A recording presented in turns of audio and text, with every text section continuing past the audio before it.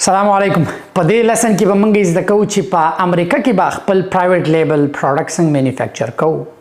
او هغه به په امیزان لانچ کوو. په تیر شوي ویډیوز کې تاسو زده کړو چې موږ په علی بابا باندې څنګه خپل پرایویټ لیبل پروډکټ جوړو. سیم پروسس دی خو علی بابا کې دا چې هغه میډ ان چاینا پروډکټ دی او دا کم پرایویټ لیبل چې موږ زده کوو دا میډ ان امریکا دی. جان میډ ان چاینا ان میډ ان امریکا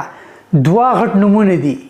یو شی چې چاینیز خیر چاینا ښه پروډکټ جوړي دا نه چاینا همیشه هر مرک لا په باینګ پاور بیس ښه پروډکټ جوړي.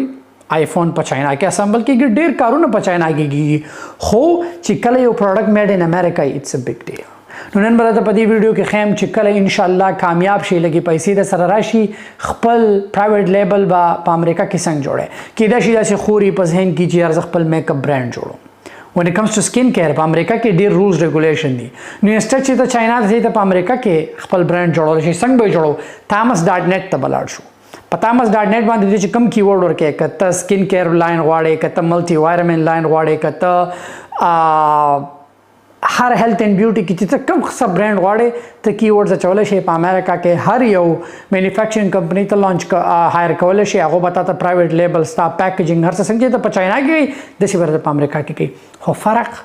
میډ ان امریکا پي فرق شپینګ با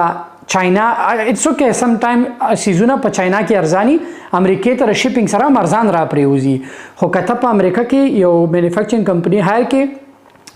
د اف ډی ای اپروول ته ضرورت نشته سرټیفیکیشن ته ضرورت نشته. خدا اوس نه جان چې کله اول چورو د وړې نه کا چاینا نه اوس ځان مسترس اوټ کوچ نه زه بس لازم خبره ده په امریکا کې خیر ده لانچ کا اټس ا ګډ ثینګ لکه څنګه چې زه خپل انرژي ډرینک لانچ کوم رائټ زما ټول ساينټیسټان چې ما په امریکا کې هایر کړي ولې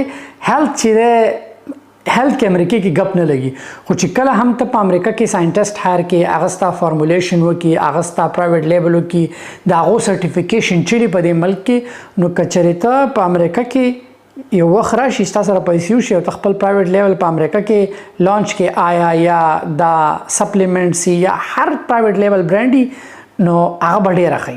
په تامس ډاټ نیټ باندې مینوفیکچرر فاین کول ډیر آسان دي. تامس ډاټ نیټ ته بلاړ شي لیټس سه ماته میک اپ برانډ پکا دی لیټس سه ماته هیلث اینڈ بیوټي پکا دی لیټس سه ماته ہوم اینڈ کچر چې څه شی ته کم پالي بابا کې ایگزیکټلی دا سیم مینوفیکچر دی خو فرق دا دی دیس ول بی میډ ان امریکا ښه کوالټي وي خیر کې د شي اموکیو وی زیاتی هر مینوفیکچرینګ چې داسې نشي کېږي یاره مال لس یونټ پکا دی سل کې د شي اموکیو وی خو دومره دا چې ستا پروډکټ په میډ ان امریکا ان شاء الله یو ورځ بستا برانډ په پوره دنیا چلی